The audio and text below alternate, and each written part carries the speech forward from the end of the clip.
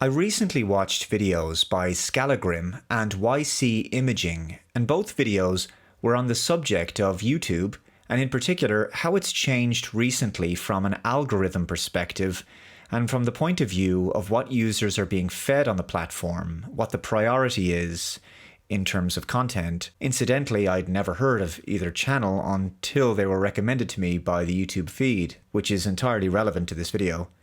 Both videos are linked below. In particular, I think YC Imaging's video delves deep into this topic because he addresses how YouTube's recommended feeds have adjusted to the shift in consumption habits that really began with the advent of TikTok some years ago. The cut and thrust of that video is that subscriber numbers on a YouTube channel mean much less than they used to. In fact, ask yourself, when was the last time you went to YouTube and actually checked in on the channels you're subscribed to in your subscription feed? When did you last use the subscription tab? Now, it used to be that when you went to the YouTube homepage, the first thing you saw was a listing of all of the latest videos from the channels that you're subscribed to. Your subscription feed was front and center, but not anymore. That's off to the side and no longer a priority, so the subscription feed is much less visible. It's used much less. What you see on the home screen now by default is what the YouTube algorithm is recommending to you based on the stuff that you've watched, or content that's in a related genre or topics you might be interested in. This can be found in the All tab in the top left-hand corner of the homepage. Now, this All feed does often include recommendations of the latest content from channels that you're subscribed to as well, but regardless, most of the time you're seeing channels that you're not subscribed to. And this is the reason why YouTubers are noticing that the vast majority of their view counts are coming from viewers who are not subscribed to them. I've often concluded my videos with the usual call to action, asking people to subscribe, because I notice that many of you watch the videos but don't subscribe to the channel. Having thought about this again and watching YC Imaging's video, it's kind of made me reconsider this. It might actually be pointless, because even if people subscribe, how many of these people are actually going to bother checking their subscription feed? It's easier for them to just go to YouTube and check out what's been recommended to them by the algorithm. If they choose to watch my content specifically, most people will just navigate directly to my channel by searching for my channel on YouTube and seeing what I've uploaded recently. I notice I'm actually doing this myself. I don't bother subbing to lots of channels because I regularly just watch the content of certain content creators by searching for their channel and clicking on it. This is very interesting because this situation is something I predicted would happen back in 2013 in a blog post, which I said that the subscriber function would slowly become less relevant because the recommended feed would take over and the subscription system might be retired. Well, it hasn't been retired, but it's definitely become much less important.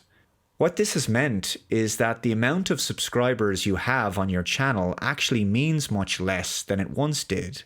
Once upon a time, the name of the game on this platform was building your subscriber base, growing your numbers. And while that's still important, it's much less so. As YC Imaging discusses, TikTok had a big influence on the idea of followers and subscribing to content creators because it changed the nature of how we engage with content and how we discover content creators. TikTok is about scrolling through short clips and liking what you like and ignoring the rest. This means the algorithm is sifting through the content on the platform for you and delivering what it thinks that you like to see. YouTube has adopted a similar method of content delivery. This isn't all bad, however. This is great for new and smaller channels who are just starting out and want to get recognized. The algorithm is prioritizing content that's popular and that audiences want to see, so all you have to do is produce a video with content that's relevant, make sure it's engaging, it's got a good catchy thumbnail and title, and keep doing that, and eventually you're going to get a hit video. However, the issue with this is, if you want to rank high in the feeds and get noticed, you have to make content that's about a trending hot topic. Older YouTube channels with large audiences that built their following the conventional way like mine, are noticing a decline in their view counts because they can't simply rely on making content purely for their subscribers anymore, because, as I've said, much less viewers are using the subscription feed option. So, as YC Imaging says, he used to make whatever kind of video he wanted to make, but now he feels a bit pressured to make videos that are going to do better in the algorithm, because there's only so many videos you can make in a month, there's only so many hours in the day, and it takes time and effort.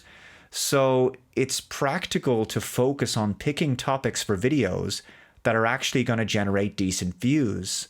And this creates the effect that Skallagrim mentioned, where everything we're watching on the platform starts to feel the same. It's all kind of generic and samey, and therefore less authentic. What this all means is that YouTube as a platform is rewarding content that's based on existing trending topics.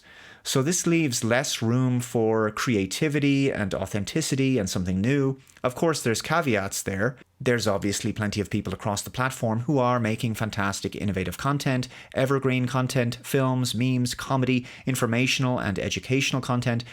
And I don't think people should be discouraged from making those kinds of videos that they're passionate about and that their existing audiences want to see. It's important to still build your niche and express yourself as you want to. But by and large, passive consumption of content on the platform is swayed heavily in favor of what the algorithm prioritizes and serves. I mean, there's so much low-quality AI-generated slop on the platform now, and that can successfully make it into the algorithm. Well, consequently, YouTubers who make a living from the platform, where YouTube is their full-time job, and who need to churn out videos regularly, might find themselves sometimes thinking, do I want to make this particular video today? If I'm going to spend all this time making it, and it may not get that many views, when instead I could make a video that's better tailored and optimized for the algorithm. This obviously creates a situation where some professional YouTubers are making content specifically for the algorithm treadmill.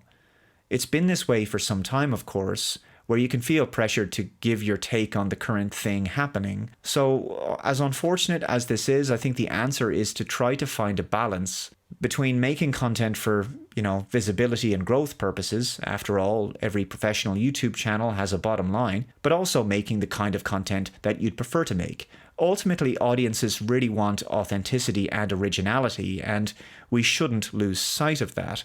Man, how else can creativity flourish? But as for audiences, there's also something they can do, which is to remember to check out their subscription feeds and get into a habit of doing so more often. User viewing habits shouldn't be merely guided by curated feeds alone, because that's a recipe for missing out on so much, and of course you'll never realize the biases that can be pre-programmed into such feeds. I'm going to leave it there for now, guys. Should I ask you to subscribe? I guess I should, if you want to be a subscriber, that is. But regardless, it would be very helpful if you were to hit that like button, leave a comment for engagement and for the algorithm, to keep the algorithm happy, and to share this video. That helps too. Take care, and I'll see you in the next one. Bye-bye.